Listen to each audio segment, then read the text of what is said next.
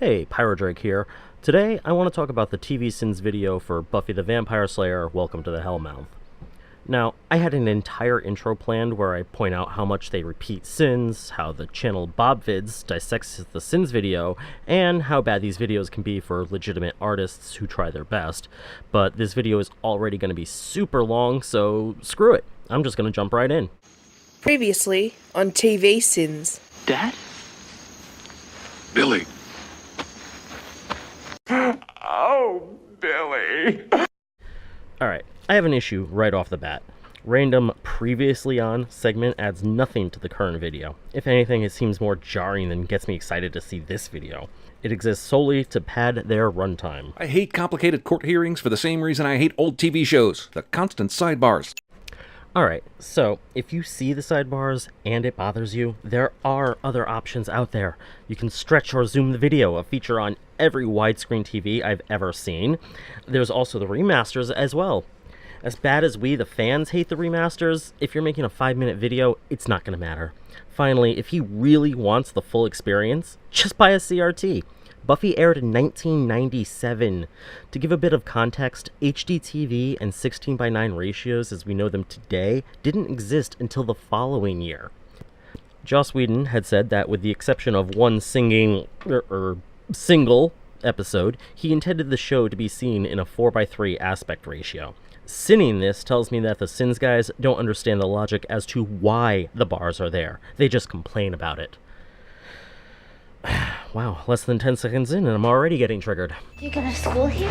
I used to.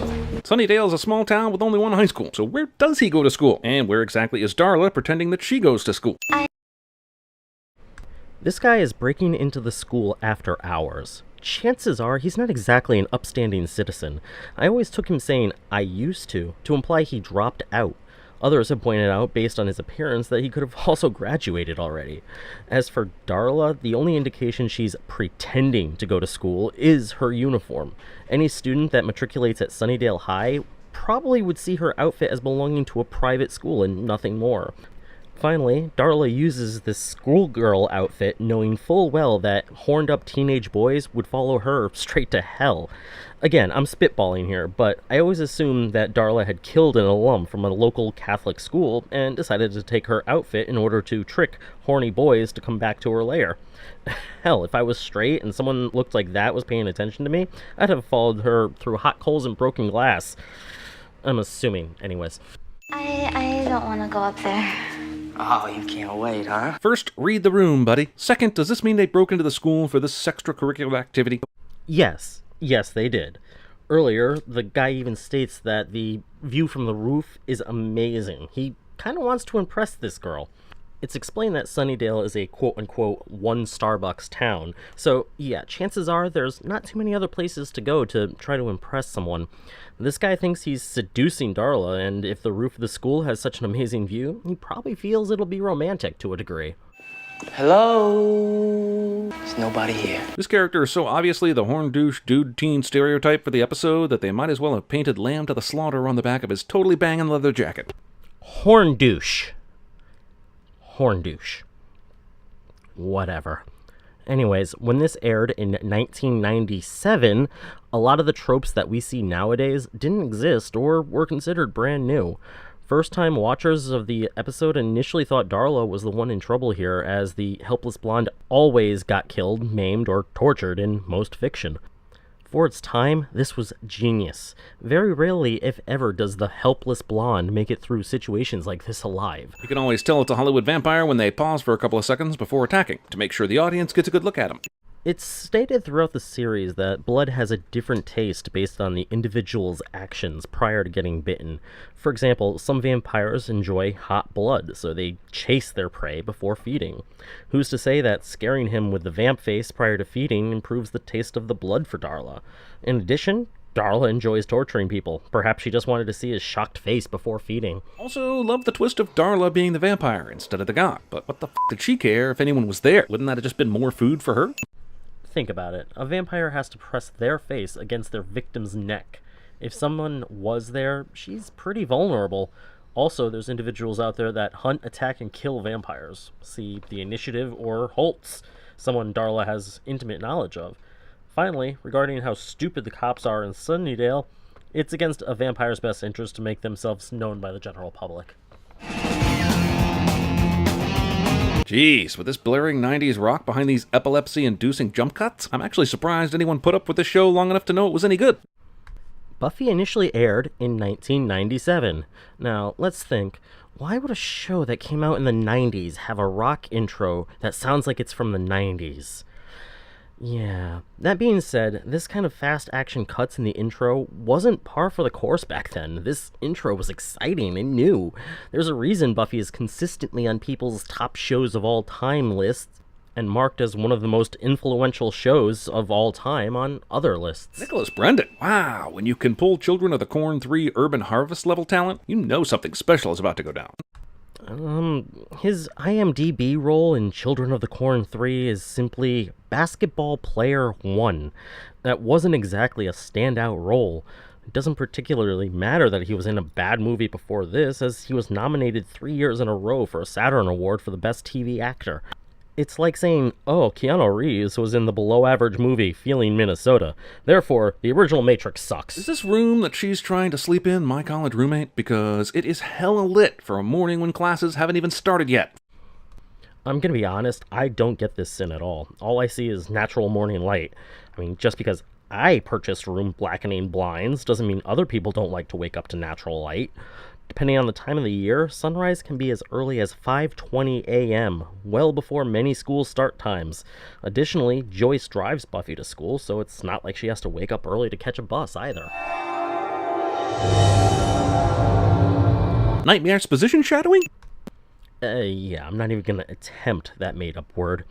Anyways, in both the origin comic and several times throughout the series, it's stated that part of the Slayer's power includes prophetic dreams. If you're only going to work with the information given in this episode, though, Giles even says as much. It seems like the CinemaSins writes their sins as they watch the video, but don't go back and modify them if additional information is given. By the way, thanks to Bob Vids for pointing that out. Don't want to be late for your first day. You just moved to town and it's your first day at a new school cliche. Okay, first, how do you know they just moved here? I mean, yes, we know that they moved to Sunnydale, but the show never gives us a specific time frame. Perhaps they moved to Sunnydale like 2 weeks ago. Generally, a parent would want to have their child enrolled in the school as fast as possible so they don't fall behind. Second, who's to say that Joyce didn't enroll Buffy into Sunnydale High prior to moving? Joyce even says we had to move miles away just to find a school that would accept you, meaning she's at least called the Board of Education prior to moving. Finally, if you're using the moving box in Buffy's room as an indication that they just moved in, well, I moved into my new place well over a year ago, and I still have 2 to 3 boxes worth of items I haven't unpacked in my closet. Well, I certainly don't blame anyone for being distracted by some stellar Geller. I wouldn't even have to go to physics class to know that if this is his POV, he should have hit this handrail long before it can cut back to him for a few seconds and then back to her again. Buffy was walking up the stairs to the left of the railing. You can even see the railing Xander knocks into in the shot TVSins uses. You don't need to take physics to see the physical locations of everything. Also, when he actually takes the dive, she isn't anywhere to be seen. Alright, now I'm not going to hold this too much against TVSins, as you really do need to pay attention to see this, and it's obvious to me that the Sins people have the attention span of a goldfish.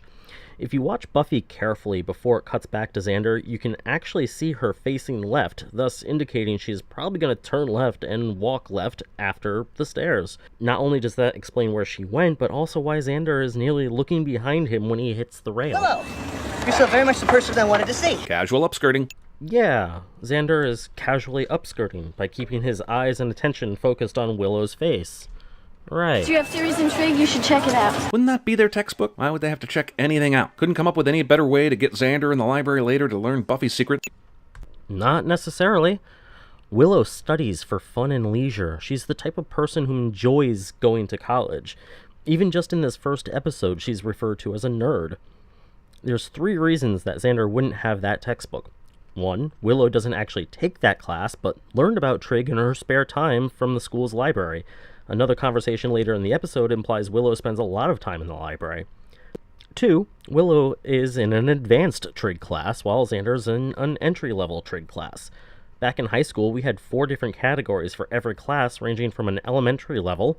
I had one of those entry-level classes with someone who didn't speak much English, and he was still able to keep up, all the way to super advanced. Another class I had fell into this category, and the teacher didn't even hand out a textbook, as he taught from his own curriculum and expected us to take our own notes. Finally, 3, they're sophomores, so Willow may have taken that class last year using that specific textbook. Personally, I've always thought this: unlike college, high school expects students to hand in their textbooks at the end of the year. Hey, Jesse, what's what? New girl. That's right, I saw her. Pretty much a hottie. Yes, people used to talk like this, and yes, even wear shirts that color. But what they didn't do is somehow have the entire school immediately know, in a school this size, that there was a new student at the top of their gossip priority list. So, for the first part of this, how is that a sin? Seriously, are you sinning the 90s because this was normal wear? And as far as how Xander and Jesse talk, I never once thought it was odd. Again, I graduated the same year, so there's possibility that I'm biased. I'm aware that in the commentary they state they cut back on that teenage lingo, as some of the older audiences would understand it better, but there's only once in this episode that I truly think the lingo is too much. Her name is Buffy. Hey, Aphrodisiac. Oh, hey. Well, the chatter in the calf is that she got kicked out, and that's why her mom had to get a new job. Nay.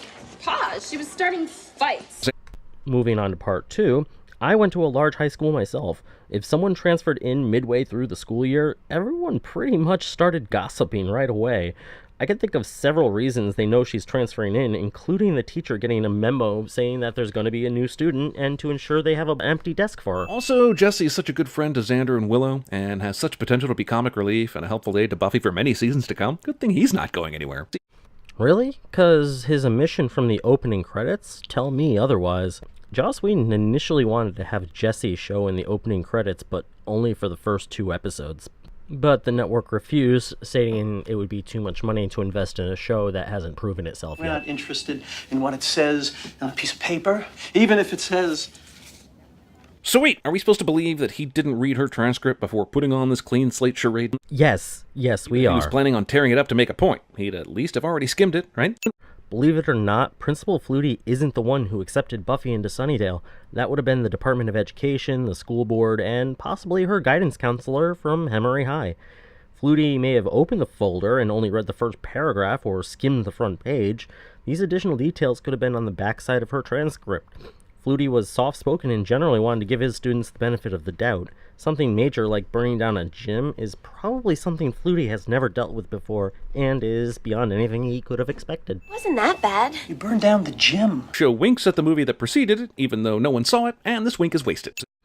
So, I'm not going to defend the movie here. We know it was bad already. What I will say is the movie grossed about $16.6 million in the US with a $7 million budget. Not exactly no one has seen it territory. To put that into perspective, The Room brought in $1,800 with a $6 million budget with the first 2 weeks it was in theater, well before its cult following. As bad as the directors and Donald Sutherland were, the Buffy movie is still debuted at number 5 at the box office. I mean, that gym was full of vampire... asbestos. Terrible save, Buffy. Not a chance Flutie didn't know you were about to say vampires. Please get your sitcom shenanigans out of my teenage vampire action show. People have a tendency to rationalize what they can and forget what they can't. Forgot your steak. Oh, you mean the one thing that would hint at the secret she's trying to keep from people? The very item that she would probably most care about you not finding? And also the item in her bag that is the largest and hardest to miss? That steak!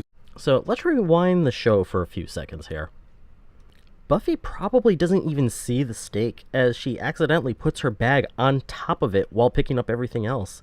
Additionally, we can see Xander distracting her as well. As for it being the one thing that hints at her secret, chances are she didn't even realize it was in there.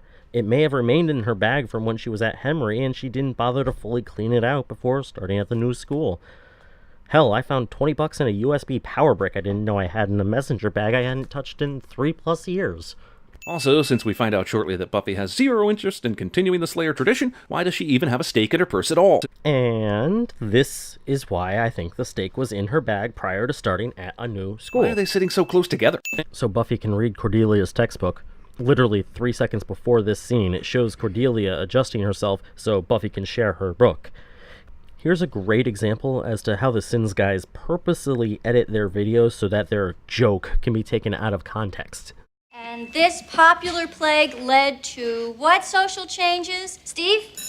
I swear teachers in TV shows are either completely irresponsible with time management or don't know how to read a clock. Get your teacher done before the bell rings. The class ends at the same time every day. I don't know what kind of teachers you had in high school, but back when I was there, I always had at least 1 or 2 teachers that got so into what they were doing they didn't realize what time it was. I also had teachers that purposely stopped whatever they were doing 5 minutes before the end of class to ensure we can put away everything, so it does go both ways. James Spader. He needs to call me. Is there anything more 90s than the version of James Spader that is a teenage pinup? I'm not saying he wasn't good in Pretty in Pink. I'm just saying that most high school girls today aren't dying to get hit up by Raymond, voice of Ultron, Reddington. Again, how is this a sin? Buffy aired in the 90s. Of course there's going to be 90s references that seem dated today. Yeah, most high school girls today aren't lining up to meet James Spader, but high school girls today aren't carrying a pager either. And for the record, yeah, he was pretty hot in 1998. John Tesh, the devil. And yet, some things never change.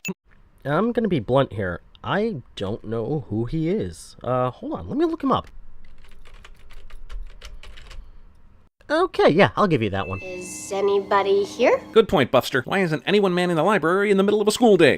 Literally, less than 10 seconds later, Giles asks Buffy what she needs. Had the library not been manned, chances are he wouldn't have shown up that soon. As if you didn't convenience us enough with this newspaper sitting here, just so. You didn't trust us to read what it said without a red circle around it. I'm gonna be honest here. Legitimately, I don't know how these SinsGuys actually watch movies and TV. The red circle is for Giles, not us. It's going to make his research a lot easier if he can quickly find this article when referring to it. It would be the equivalent of using a highlighter to mark an important passage. Convenience. The only thing I can think is that you're building a really little fence. Sander would suck at the props game on Whose Line and also fence making. Why the random Whose Line reference? Seriously, if somebody asks me what something is, I don't say, wow, you suck at Whose Line, even if they make a stupid joke about what said object could be. I don't mean to interrupt your downward mobility. Cordelia is a terrible person, but she's maybe the greatest terrible person on a TV show in possibly ever, so that's something, I guess. Again, how is this a sin? Cordelia is meant to be a horrible person in these first episodes. She also has some of the best character development between this show and Angel. And for the record, yeah, she is a bitch. Stupid little bitch.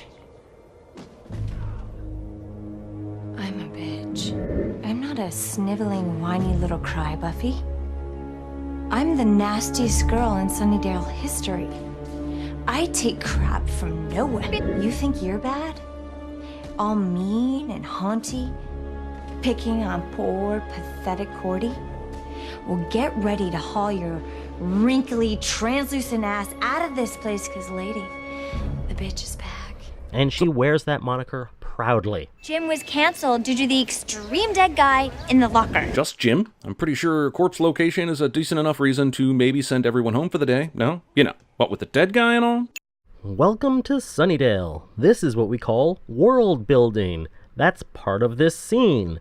Yeah, in other schools, you know, ones that aren't on a Hellmouth, that'd probably be more than enough reason to cancel classes. The mortality rate at Sunnydale is extremely high. We can infer this from this scene alone, but in case you didn't pick up on it right away, here's them stating the fact straight out. We're not good friends. Most of us never found the time to get to know you, but that doesn't mean we haven't noticed you. We don't talk about it much, but it's no secret that Sunnydale High isn't really like other high schools. A lot of weird stuff happens here. Zombies! Hyena people! Snyder! But whenever there was a problem or something creepy happened, you seemed to show up and stop it. Most of the people here have been saved by you, or helped by you at one time or another. We're proud to say that the class of '99 has the lowest mortality rate of any graduating class in Sunnydale history.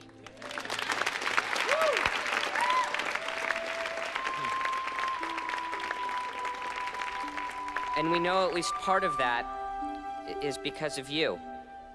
So the senior class offers its thanks and gives you, this.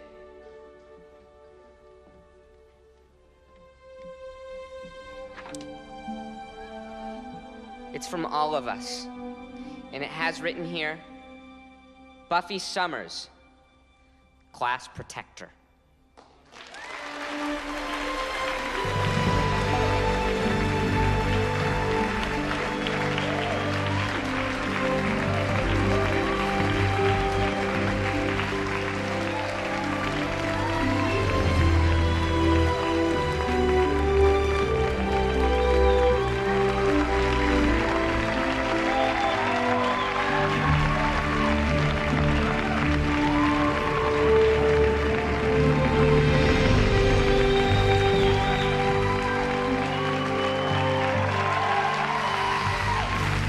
You know, if you need a shoulder to cry on, or just to nibble on. Who's doing what to who now?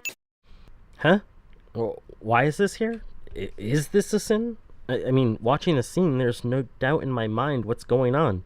Jesse is crushing on Cordelia, but she wouldn't give him the time of day.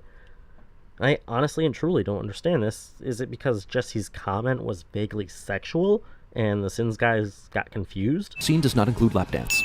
Oh, SinsGuy is just a horny teenager. Gotcha. Isn't that bizarre? Aren't you just going, ooh? Buffy is so freaking adorable in this show that even my cold black heart might have grown 3 sizes watching this. At least, I think it was my heart.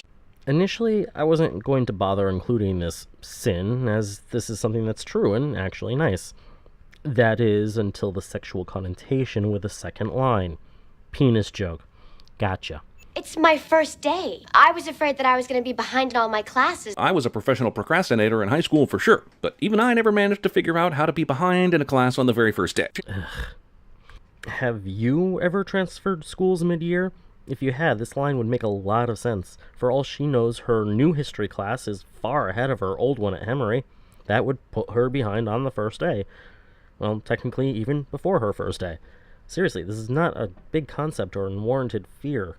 Oh, and for the record, I've been behind on my first day without changing schools. I believe they called it a summer reading list? Something like that. To make you a vampire, they have to suck your blood. And then you have to suck their blood. It's like a whole big sucking thing. This line gave us so many sin ideas we decided to go multiple choice and let you decide. Fun fact, whole big sucking thing is also A, the name of my new grunge tribute band, B, the original title for this episode, C, Warner Brothers' in-house title for the DCEU, D, the nickname I tried to get my college girlfriend to call me. Honestly, I really don't even know what to say here. And shouldn't timid Whistler already know all this? Isn't it the Watcher's job to teach the Slayers these things? Okay, I rewatched this sin several times, and I still don't know what the hell SinsGuy is talking about. And yes, I do know his name is Jeremy, but SinsGuy just sounds better. What does Whistler have to do with this? Does SinsGuy even know who Whistler is? If yes, does he realize Whistler is a demon and not a Watcher? Does he mean Giles? These two questions make no sense to me. I guess if I were to answer them, it'd be no and yes, but Giles hasn't had the chance to act like a Watcher yet due to Buffy walking out on him. Seriously, even Buffy doesn't know who Whistler is yet. I truly don't get it. The chosen one born with a Strength and skill to hunt the vampires. It's a cool legend and all, but why is there only one Slayer? Sunnydale can't be the only place that has vampires and monsters. We know LA had them, and that place wherever Lost Boys happened. To a degree, I kind of get this one, but only because they haven't answered that yet. This question is actually answered several times throughout the run of the show. Buffy is the only chosen one now because a long, long time ago, men chose to have only one Slayer active at a time. Also, Buffy's Slayer power is a metaphor for growing into adulthood. The show wouldn't be nearly as good if it was named Lots of People the Vampire Slayers. A lot of the show's lore and plot points revolve around Buffy being the one, the chosen, singular. In other words, it sets her apart from literally everyone else. Is it fair? No, not in the slightest. Unfortunately, the universe is an uncaring place, so she has to carry this burden alone. Also, what do all the other Watchers do if there's only one Slayer at a time? Again, they haven't answered this yet. It seems that they monitor evil activity all over the world, and if something comes up that the Watchers Council itself can't handle, they'll send a Slayer to another city. See Kendra. Twice. Also, it's the Watcher's job to train new Slayers. Just because there's only one active Slayer at a time, that doesn't mean that there's not potential Slayers all over the world. The Watchers Council wants to keep strict control over the Slayer and her power, and that's a lot easier to do if they're taken away and trained at a very young age. Again, see Kendra. Finally, the Watchers Council is available in case the active Slayer and her Watcher needs additional information that they're unable to get themselves. See Glory. Yeah, and I've both been there and done that, and I'm moving on. I'm not 100% sure that "been there, done that" was already a played-out phrase when this came out, but I am sure my mind just collapsed in on itself while pondering the irony of its overuse and how many people have indeed been there and or done that. The phrase itself was getting popular in the 80s and started to be more common in the 90s. I'm not sure why SinsGuy claims it to be played out, but it's still a very common phrase used today. It can literally refer to anything, so I'd put the irony into question as well. Hey George, I'm watching some Sins videos. Do you want to join me? I've been there and done that. You like Sent Away for the Time Life series? Yes. Did you get the free phone? The calendar. And there is the inherent risk of Whedonizing. The constant pop culture references are bound to age poorly in a world where the Time Life series, the phone, and the calendar are now all located on the same thing. Some of these lines aren't just dated, they're carbon dated. Okay, the first time I tried to watch this video, it was here that I rage quit. First, I get the fact that we no longer have these things in the same capacity that we did in the 90s. That's fine. I'll even forgive the term Whedonizing. I could also say that even today there are people that would prefer a physical medium instead of electronic, and that Time Life still exists, and surprisingly has some somewhat interesting things for sale. No, I want to skip right to the thick of things. You can't negatively critique a show using a line from said show. Look at his jacket. He's got the sleeves rolled up. And the shirt? Deal with that outfit for a moment. It's dated. It's carbon dated. No, just no.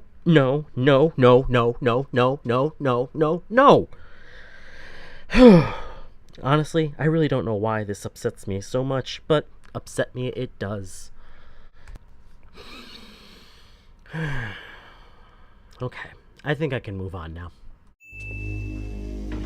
What? Giles didn't know a student was in there? Looks like he sucks at both of his jobs. First, Giles spends a lot of time in his office or in the cage. To him, being the school librarian is nothing more than a cover. Chances are he spends more time studying demons and whatnot in his office rather than running the library. That said, it's probably not uncommon for a student to enter the library and Giles not noticing them. Yes, a full-time librarian should have known Xander was in there, but just like how Buffy entered the library earlier and didn't notice Giles, and Giles probably didn't know Buffy was there until she called out, Xander could have entered the library and went straight to the stacks for his trig book. Second, what makes you think at this point in the show Giles sucks at his watcher duties? He's made exactly 2 appearances so far. Buffy walked out on him on the first, and he's simply trying to educate Buffy on the mystical stuff around Sunnydale in a second. I legitimately don't know why SinsGuy thinks this. Something is gonna happen here. Soon. Gee, can you bake that up for me? Buffy would be totally rad at TV Sins. I honestly don't even want to get into the whole XYZ would be good at Sins phrase. Also, I find it funny that SinsGuy has accused the show multiple times of using 90s lingo, but doesn't hesitate to use rad here. Yeah, I get that's probably part of a joke somewhere, but it would be like someone clearly stating they hate shrimp, but ordering shrimp cocktail at a restaurant later on. Hi, I'm an enormous slut. Buffy the slut shamer. Slut shaming herself? I've jokingly called myself names before, but rarely do I feel ashamed by it. I know what you're thinking. Don't worry, I don't bite. Spoiler alert, he totally does as both a character and an actor. But he doesn't bite, though. He drinks blood from packets and deli containers. As Angel, he doesn't bite anyone in the early seasons. And Jealous, on the other hand? As far as the actor comment, has SinsGuy actually seen David Boreanaz in the later seasons or on his own show? I mean, yeah, at this stage he can be outperformed by a nice block of cherrywood, but I don't get calling him a sucky actor based solely on this one performance. Truth is, I thought you'd be taller, or bigger muscles and all that. No, truth is that if this were real life, you would already be telling her exactly who you are instead of engaging in this cloak and dagger bullshit. Yeah, that's a great idea. Let's tell the vampire slayer that I'm a vampire. That's smart. No! If he doesn't prove himself to be good and ensouled before Buffy actually knows him well, then she would have no qualms about staking him. For his own protection, I get why he doesn't tell Buffy he's a vampire yet. Oh, but he can tell her he's a good vampire before she stakes him. Right, and she'd believe him why? It's not until she's comfortable with him before he inadvertently shows his vamp face, and even then Buffy wrestled with the idea of staking him. Being cautious is not a flaw. Who are you? Let's just say I'm a friend. F***ing pronoun games and subterfuge. There is zero reason Angel couldn't tell Buffy exactly what the lowdown is, other than TV show's got a TV show. See previous statement as to why he doesn't tell her everything from the get-go. Even though Sprung Monkey was never a huge band, they still were successful enough to not have to resort to all-ages clubs in Nowheresville, California. No, they weren't. They didn't see much success until their third album, Mr. Funnyface, which released in 1998. Again, Buffy aired in 97. Also, why is it a bad thing that an underground band gets recognition on a TV show? If nothing else, this helps their image and probably introduce many, many people to their music. Also, even though you can't hear the music, trust us that there is no way this band is singing the same song we are hearing. Among many other clues, he isn't even holding the microphone up to his mouth during the singing, even in the close-ups. Do better, the 90s. Yeah, God forbid the band wants their song to be studio perfect in order to sound as good as possible on TV.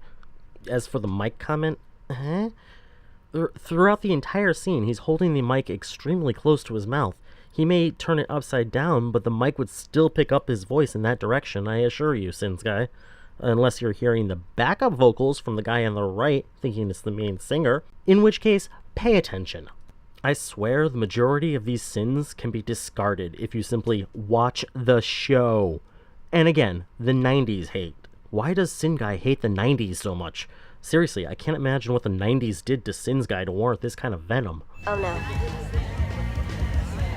Isn't that Willow? Sucks that's Willow, but if it was anyone else, would she not have saved her? Did someone stake out your heart, Buffy? What makes you think Buffy wouldn't have saved her if it wasn't Willow?